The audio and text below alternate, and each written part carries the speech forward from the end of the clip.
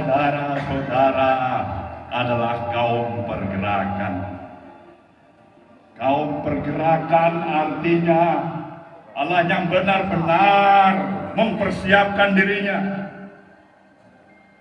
menyatakan komitmen pada dirinya,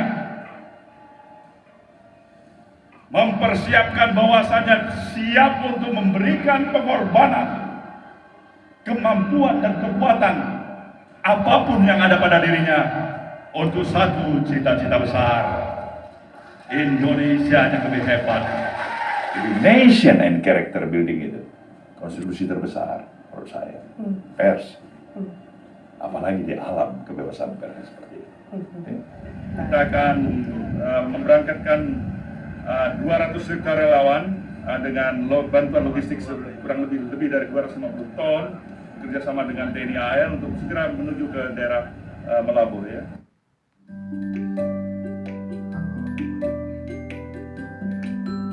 Inilah Sang Surya, Surya Dharma Paloh atau lebih dikenal luas sebagai Surya Paloh.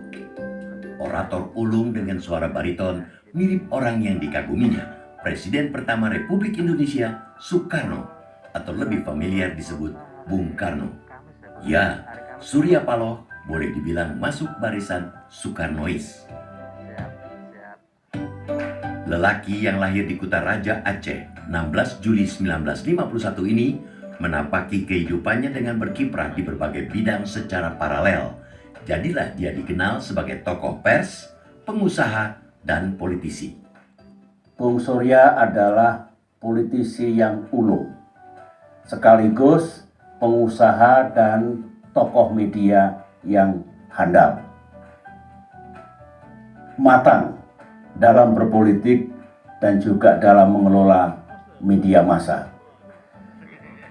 Pengalamannya banyak, intuisinya kuat, dan kerap kali Bung Surya melakukan terobosan-terobosan, thinking outside the box. Dengan ambisi yang kuat yang dimiliki, disertai dengan ikhtiar atau upaya yang gigih, tidak heran kalau Bung Surya Paloh kerap sukses dalam meraih tujuan yang hendak dicapai. Lelaki penyuka grup musik The Beatles ini adalah salah satu tokoh generasi boomers yang menorehkan peran penting dalam perjalanan bangsa ini. Ide-ide besarnya yang segar dan dibutuhkan di zamannya selalu menjadi pembeda, terutama di bidang pers dan kancah politik nasional.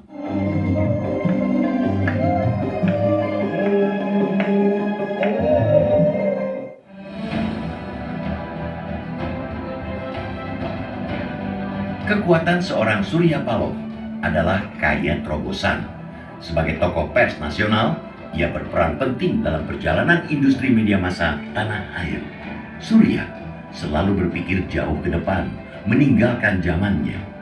Surya Paloh sebagai orang media yang awalnya dilakukan oleh teman-teman pemain lama karena beliau dianggap pendatang baru dan dari orang yang dekat dengan penguasa waktu itu, tetapi belakangan dalam perjalanannya Surya Paloh ternyata menjadi pejuang pers karena beliau berani melawan kejaman terhadap pers dan beliau dikenal sebagai orang yang sangat solidar dengan sesama teman media.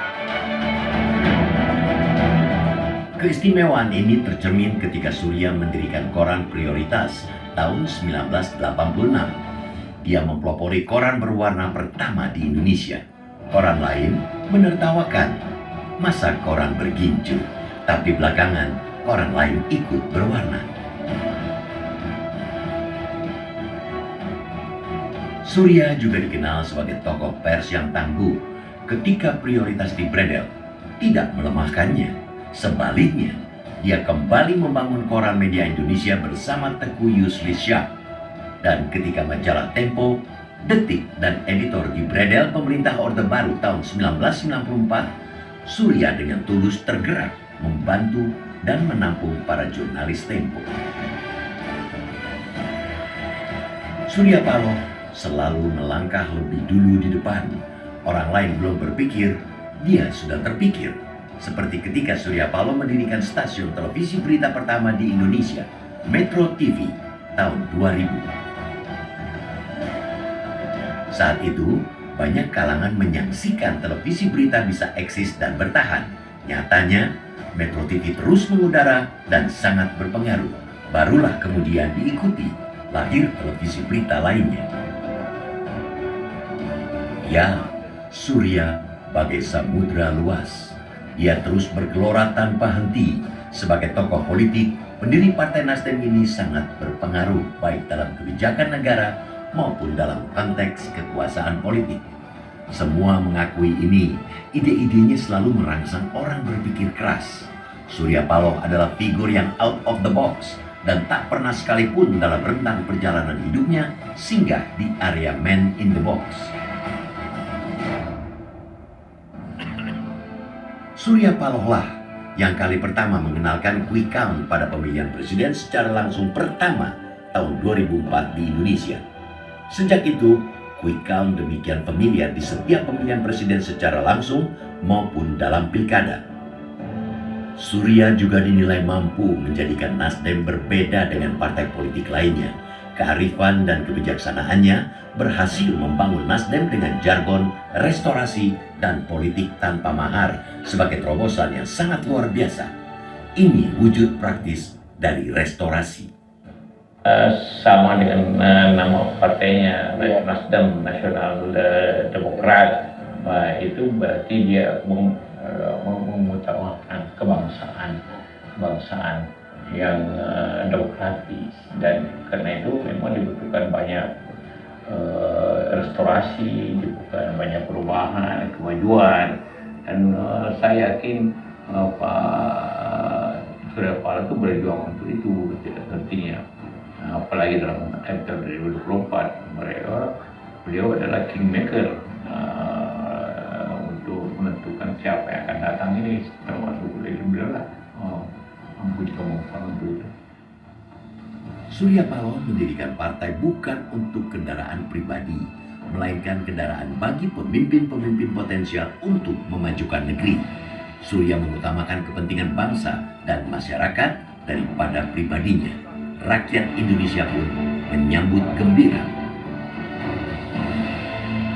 Terbukti kali pertama mengikuti pemilu 2014, masyarakat berbondong-bondong mendukung Partai Nasdem yang masih belia. Nasdem langsung menempatkan kadernya di Parlemen Senayan. Bahkan pada pemilu legislatif 2019, Nasdem masuk 4 besar partai dengan perolehan suara terbanyak di parlemen. Surya selalu totalitas dan eksekutor sejati. Ide tidak pernah hanya sebatas ide. Ide harus dieksekusi menjadi tindakan sehingga terwujud. Assalamualaikum warahmatullahi wabarakatuh. Pemirsa, dimanapun Anda berada. Beberapa detik yang lalu, kita telah bersama mendengarkan sebuah lagu keramat bagi bangsa ini. Di balik penampilan sosoknya yang karismatik dan orasinya yang menggelegar, Surya mampu merangkul tokoh-tokoh bangsa dengan kematangan dan ketenangan yang luar biasa. Walaupun seringkali juga dia bagai ombak menghantam karang, sehingga menimbulkan kesan menakutkan. Uniknya, Surya Paloh menjadi politisi negarawan yang tidak lahir atas keturunan atau keluarga dan bangku sekolah. Surya Paloh tumbuh dan berkembang menjadi figur politisi negarawan hasil terpaan badai perjuangan massa, sehingga dia benar-benar tertempa. Semua ekspresi ini mencerminkan keteguhan prinsip tanpa kompromi seorang Surya Paloh. Dia setia terhadap tujuan dan cita-cita. Baginya, tidak ada yang tak mungkin dicapai jika dilakukan dengan kerja keras, telaten, dan komit. Semua ini terbukti. Semua ini dia lakukan untuk negeri tercinta, Indonesia.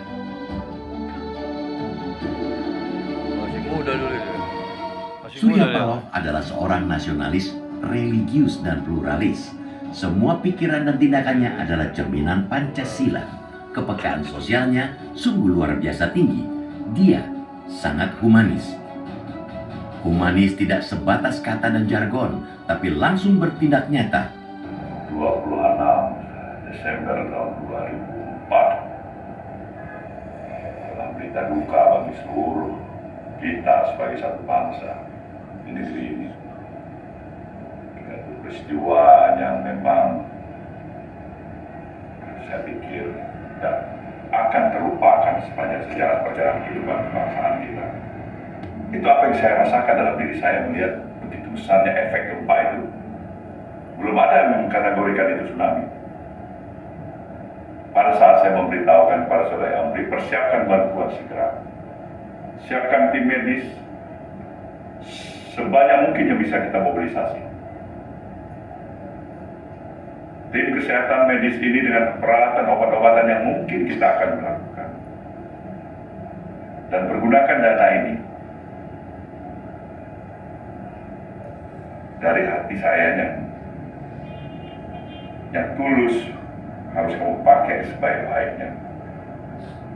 Ini ada dana 1 miliar, pakai mobilisasi kekuatan berangkatkan ke Aceh. Saat tsunami menerjang Serambi Mekah tahun 2004, Surya Paloh seketika bergerak. Dia memerintahkan semua awak redaksi Metro TV miliknya berkonsentrasi pada penanganan bencana, menerjunkan helikopter untuk bantuan logistik. Mobil satelit diterbangkan dari Jakarta dan Medan ke Aceh. Surya Paloh juga memerintahkan media group untuk mengkoordinir dan menghimpun bantuan secara nasional serta mengirim tenaga relawan untuk membantu penanganan musibah ini. Sejak itu, Surya Paloh melalui Yayasan Sukma yang didirikannya selalu tanggap, sigap dan cepat datang ke setiap wilayah di mana terjadi bencana besar di negeri ini. Ketika bangsa ini memenangi pandemi COVID-19, Surya Paloh dengan sigap dan tanpa pamrih mempelopori dengan mendarmakan hotel miliknya untuk digunakan sebagai posko Satgas COVID-19. Dan dia memerintahkan seluruh kader Nasdem untuk terlibat aktif menanggulangi COVID-19. Dia juga menggerakkan Partai Nasdem mendirikan sentra vaksinasi di berbagai wilayah di tanah air. Komitmen dan konsisten seorang Surya Paloh terhadap bangsa Indonesia teramat kuat. Contohnya, ketika arus politik aliran menguat, Surya Paloh bereaksi dengan keras dan tegas. Dia membangun Akademi Bela Negara. Titik tertinggi pencapaiannya sebagai politisi adalah ketika Surya Paloh tidak lagi berambisi menjadi seorang presiden. Ini menempatkan dirinya unlimited ketika melakukan manuver politik di level real. Maka pengabdian Surya Paloh sebagai inspirasi, panutan, dan tuntunan tokoh bangsa. Dia menjadi politisi negarawan.